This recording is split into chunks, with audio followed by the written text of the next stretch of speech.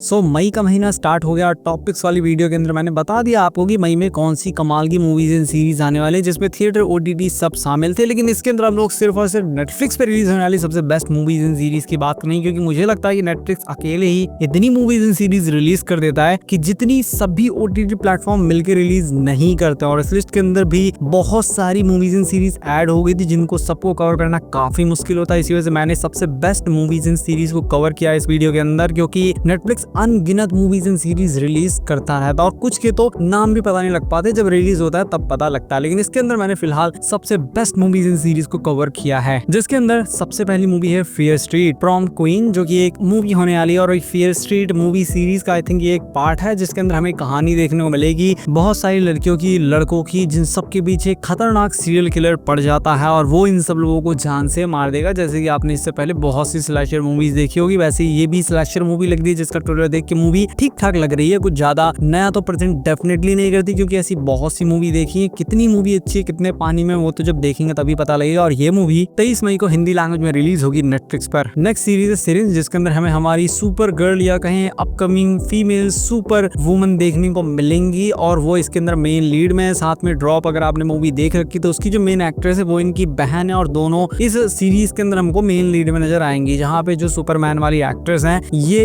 एक जगह को, एक घर जैसी, महल जैसी जगह को मैनेज करती है। वहाँ पे और भी बहुत सारे लोग रहते हैं, और वहाँ पे क्या चल रहा है क्या नहीं वो तो कुछ समझ में आ नहीं रहा है ट्रेलर को देख के। लेकिन हाँ, सीरीज इंटरेस्टिंग लग रही है, और जो लोग इस सीरीज के बारे में जानते हैं वो तो काफी सीरीज के लिए एक्साइटेड है। मैं भी सीरीज के लिए थोड़ा बहुत एक्साइटेड हूँ, क्योंकि ज्यादा मैं कुछ समझ पाया नहीं ट्रेलर देख के, लेकिन इतना पता है कि सीरीज इंटरेस्टिंग है। अब कैसी होगी कैसी नहीं वो तो बाद में पता चलेगा। और ये सीरीज 22 मई को रिलीज हो रही है हिंदी लैंग्वेज में नेटफ्लिक्स पर। नेक्स्ट सीरीज है डियर होंगैंग। ये एक साउथ कोरियन सीरीज है जिसके अंदर हमें कहानी देखने को मिलेगी एंशिएंट साउथ कोरिया की, जहाँ पे अब साउथ कोरिया नहीं बोलना चाहिए, कोरिया बोलना चाहिए, क्योंकि एंशिएंट कोरिया अलग नहीं था, दोनों एक ही थे। तो एंशिएंट कोरिया की कहानी देखने को मिलती है, जहाँ पे एक राजकुमार जो कि काफी समय से गायब होता है, लेकिन अब वो काफी साल बाद वापस आ गया, या कहीं एक लड़का वापस आ गया जो कि अपने आप को उस राज्य का राजकुमार बता रहा है। लेकिन उसकी बहन को इसके ऊपर बहुत भारी डाउट है, वो उसको बहरूपिया समझ रही है। तो यहाँ पे एक लव ट्रायंगल भी है इन दोनों के बीच में। ट्रेलर को देख के समझ में आ रहा है, क्योंकि लड़की को तो ये लगता है कि उसका भाई नहीं, इसी वजह से वो उस लड़के से कहीं ना कहीं प्यार भी करने लगी, और साथ में वो उसको धोखेबाज साबित करके भी रहेगी, और इनके राज्य के ऊपर हमला भी होने वाला है। ऐसा कुछ समझ में आ रहा है ट्रेलर को देख के। अभी तक मैंने सीरीज नहीं देखी तो एग्जैक्ट स्टोरी में बता नहीं सकता हूँ, लेकिन सीरीज का ट्रेलर देख के सीरीज काफी इंटरेस्टिंग लग रही है। और ये सीरीज 16 मई को रिलीज होगी हिंदी लैंग्वेज में नेटफ्लिक्स पर। नेक्स्ट सीरीज है बेट,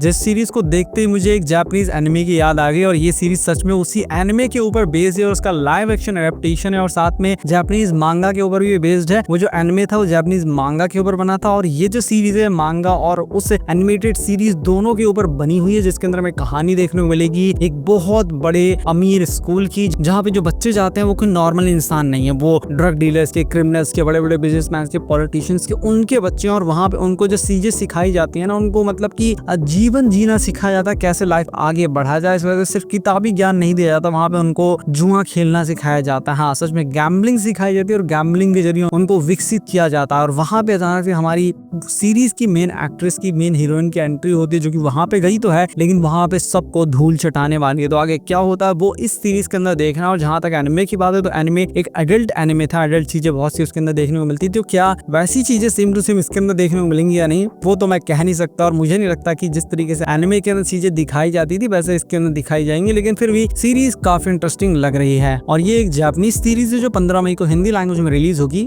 नेटफ्लिक्स पर। नेक्स्ट सीरीज है बैड थॉट्स, जिस सीरीज के अंदर में क्या कहानी देखने को मिलेगी वो तो कुछ भी समझ में आया नहीं। और ये एक अमेरिकन सीरीज भी नहीं, आई थिंक नॉर्वे की सीरीज है, जिसके अंदर हमको अलग अलग टाइमलाइन में अलग अलग स्टोरीज देखने को मिलेंगी, जिन स्टोरीज को देख के कुछ ज्यादा समझ में आ नहीं रहा, लेकिन सीरीज काफी इंटरेस्टिंग लग रही है। और ये सीरीज मोस्ट प्रोबेबली सिर्फ इंग्लिश लैंग्वेज में ही रिलीज होगी, और ये सीरीज 13 मई को रिलीज होगी नेटफ्लिक्स पर। नेक्स्ट मूवी है लास्ट बुलेट, लॉस्ट बुलेट नहीं, लास्ट बुलेट, क्योंकि ये लास्ट पार्ट है, आई थिंक इसी वजह से इसका नाम लास्ट बुलेट रखा गया। और ये लॉस्ट बुलेट सीरीज का थर्ड पार्ट है, जो कि ऑलरेडी मूवी रिलीज हो चुकी है। मूवी का मैंने रिव्यू भी कर दिया। मूवी की बात करें तो मूवी एक्शन लवर्स के लिए काफी अच्छी, और जो लोग लॉस्ट बुलेट सीरीज के फैन है उनके लिए भी काफी अच्छी मूवी है। नेक्स्ट मूवी है द वाइल्ड रोबोट, जिसको किसी भी इंट्रोडक्शन की जरूरत नहीं है, काफी कमाल की मूवी है, और अब ये हिंदी लैंग्वेज में रिलीज होने वाली है नेटफ्लिक्स पे 24 मई को। नेक्स्ट मूवी है द मैच, जो कि ऑलरेडी नेटफ्लिक्स पे रिलीज हो चुकी है, और ये एक बायोग्राफी मूवी है, जिसके अंदर हमें दो प्लेयर्स की कहानी देखने को मिलती है, एक गुरु एक शिष्य, और गुरु जो है वो किसी भी तरीके से शिष्य से हारना नहीं चाहता। यहाँ पे साउथ कोरिया के अंदर एक चेस जैसा गेम होता है जिसको उसको एग्जैक्टली क्या कहते हैं वो नाम मुझे याद नहीं आ रहा, लेकिन चेस जैसा ही गेम होता है जिसमें गुरु जो है वो अपने शिष्य से किसी भी तरीके से आगे रहना चाहता है। तो आगे क्या होता है वो तो मूवी के अंदर देखना है। मूवी वैसे काफी